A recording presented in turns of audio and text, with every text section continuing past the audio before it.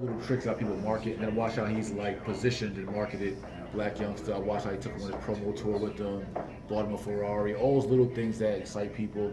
And I know all like the little marketing gimmicks behind all of that. So I just watch it. So anyway, so just from watching those videos, I got a little more familiar with certain things in regards to like Tennessee related. You know what I'm saying? But other than that, I don't have that much. You know, everyone said be careful. All of that. Like it's turned whatever.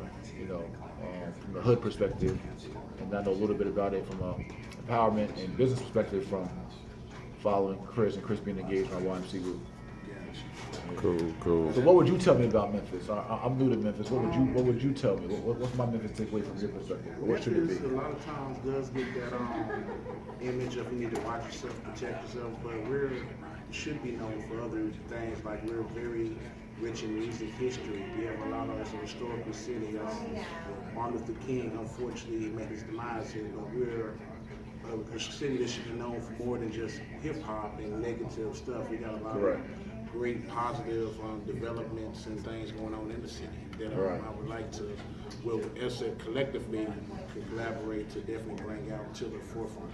That's hard, yeah. And I agree with you. Like, that's why I said yesterday. Like, I thought so. That's why I asked you to confirm. But I thought that Memphis was where Dr. King was assassinated, and that made me think of some things from an empowerment standpoint. But I think that is something that, as Black Americans and African descendants, that's like hallowed ground. Is something that we should be speaking more to and branding more about and kind of intertwining in what we do, right? You know what I'm saying? Like Dr. King was what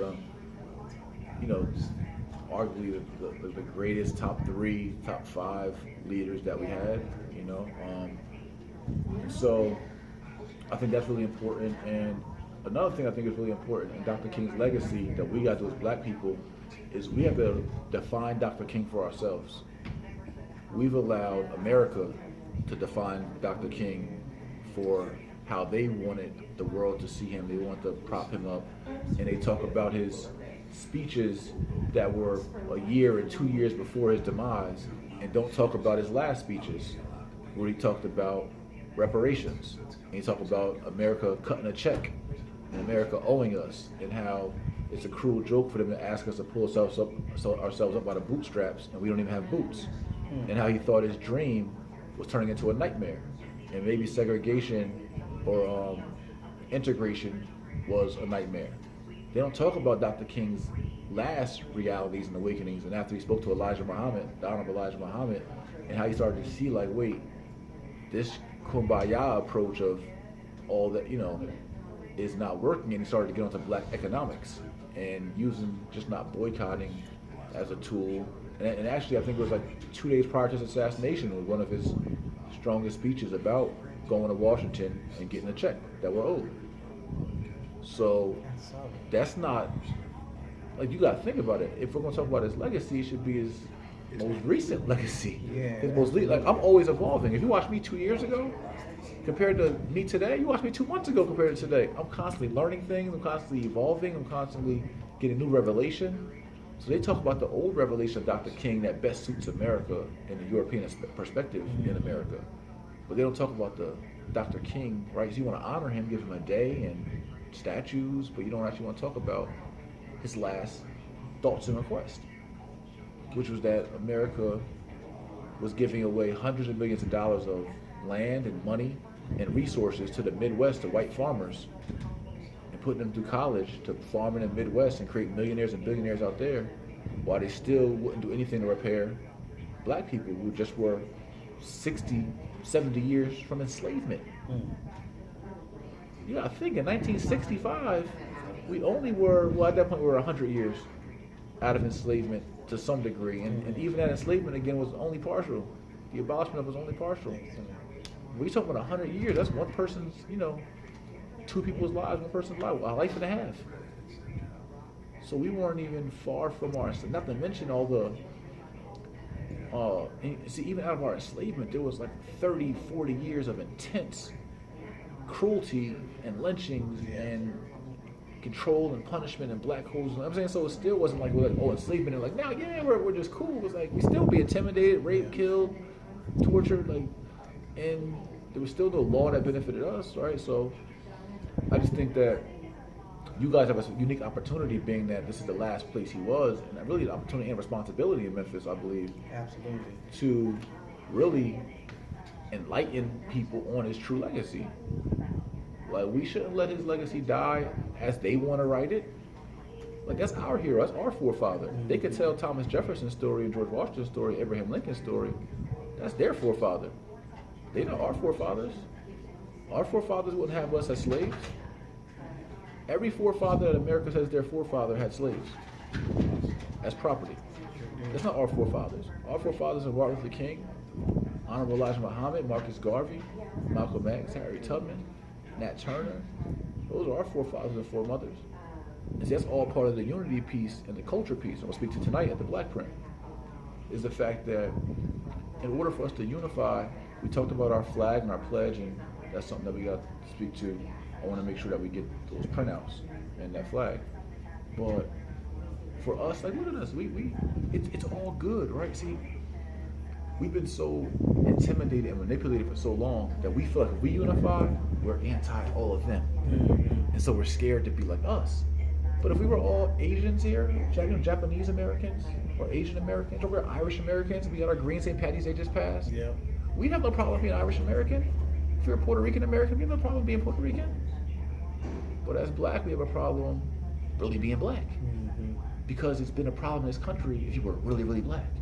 From the time we got here, it was lose your language, lose your culture, lose your religion, lose all that black shit.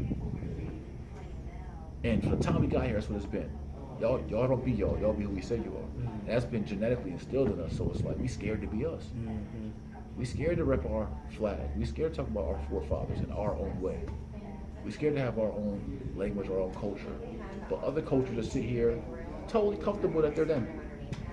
Totally comfortable I'm a Japanese American and I'll speak in my Japanese dialect and whatever else I want to do, because they haven't been stripped to the point that we've been stripped, to the point where it's been bad to be black in America. From day one, it was a bad thing, it was taboo. And that gets passed down. Like, that's 300 years of it being 400, it's been 300 years, even just say the last 50 years, right? So we're in 2015. So just say since 1965, it's been good to be black, right? Just say, and it hasn't been, but just say if it was, for 50 years. So that means 350 years it was bad. And now we have a hypothetical 50 years that it's been okay to be black. And not really. Maybe since the 90s. Hardly, because it was beating Rodney King's butt in the 90s. Yeah. And we just seen what happened to Trayvon, Alfred Wright, Sandra Bland, Eric Garner. So it still ain't good to be black in America. But it's better. Yeah. But for 300 plus years, 246 of which we were actually written into law as chattel property, not even people. And still, in our Constitution, that's 3/5 of a person. So it's hard to be proud to be black. It's, in this country, this is where we live, this is where we're at. So all I'm saying is that it's so important for our financial freedom, our independence in general, our liberation. It's so important for us to acknowledge, really create, first and foremost, our own culture, because we don't have one. We don't have our own set of forefathers. We don't have our own holidays. We can do it. You don't need somebody's permission to make a holiday. The Jewish people didn't ask anybody's permission to say we're celebrating Yom Kippur. Japanese don't ask for anybody's permission to celebrate their New Year's or Chinese New Year's. You don't need anybody's permission to have our own forefathers, our own holiday, our own flag, our own pledge to our flag. You don't need no one's permission. You just gotta sit down and actually do the work. But if you're not disciplined enough, sophisticated enough, organized enough to do the work, that's our problem. We don't need our own permission to create our own Oscars, our own acting institute, our own school system. We don't need anybody's permission to do any of that. But they're not gonna do it for us, and we're a dependent, reliant people as a whole, because that's how we were groomed, to depend on others, depend on the system. So we sit back like, Master, what we gonna do? Can we create our own school balls? Can we have our own Oscars? Can we celebrate our own actors balls? Can we have a holiday boss? You gonna give us a month boss? Can Malcolm X have a holiday boss? No. No way, not Malcolm X. Okay, boss. Who's stopping the 42.5 million Africans in America from having a Malcolm X holiday?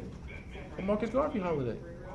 We should be honoring Assata Shakur and every Black Panther that stood up and fought and killed for us.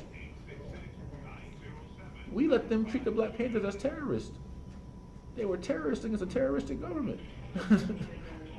They were the Black Panther Party of self-defense, who was defending us against the brutality we still face.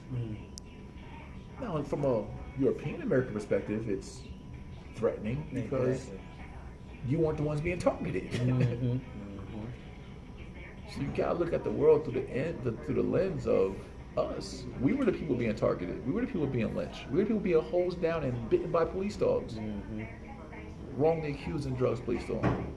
So that unity piece, we have to just be intentional.